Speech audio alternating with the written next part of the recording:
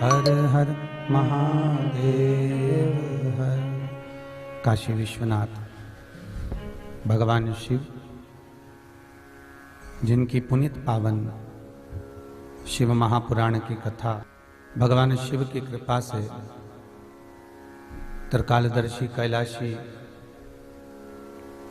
अविनाशी करुणा सागर की दया से श्रवण करने का सौभाग्य प्राप्त हुआ है। और ये बाबा शंकर की ही कृपा है, शिव की ही करुणा है।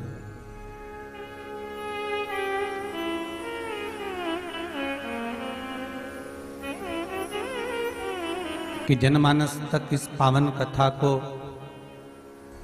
घर बैठे ही आप सबको प्राप्त हो रही है।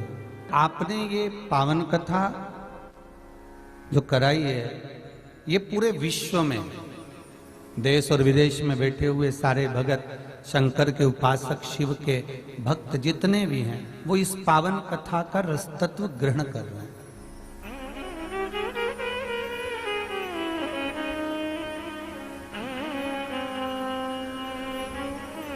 बस अंतर एक अंतर है भक्तों में, कि शिव का जो भगत होता है वो दिखावा नहीं करता है, क्योंकि शंकर को दिखावा प्रिय है ही नहीं। मेरे भूत भावन भूतेश्वर को दिखावा प्रियता नहीं है। मेरे शिव को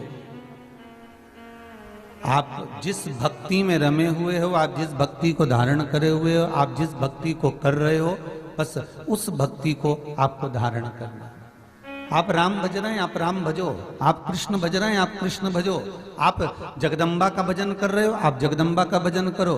पर शिव का जो चरित्र कहता है कि शिव का जो उपासक होता है, शंकर का जो उपासना करने वाला होता है, शिव का जो उपासक होता है, वो एक दिखावे से परे होता है। उसको दिखावा प्रिय है ही नहीं।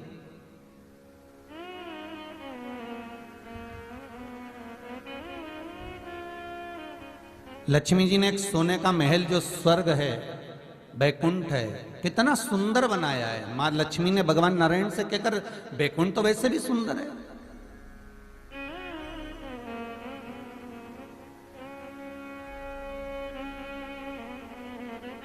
और एक बार नहीं, माता लक्ष्मी कई बार, मेरी मां लक्ष्मी माता पार्वती को कई बार बुला चुकी है, पार्वती तू हमारे यहाँ आती नहीं, बैकुंठ क्यों नहीं आती है? पार्वती के बैकुंठ जाके करूंगी क्या?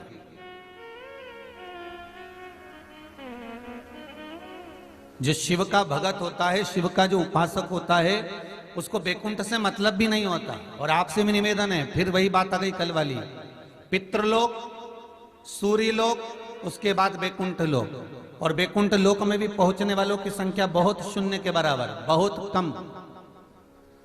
अब जब बैकुंठ लोक में पहुंचने वालों की संख्या इतनी कम है, तो आप अंदाजा लगा कर देखिएगा, क्या आपका नंबर उसमें है? विचार करिएगा।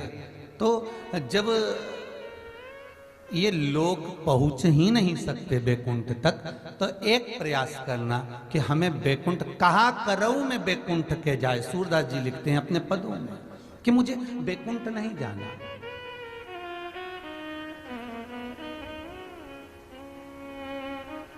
या तो मैं गौलोक धाम जाऊं,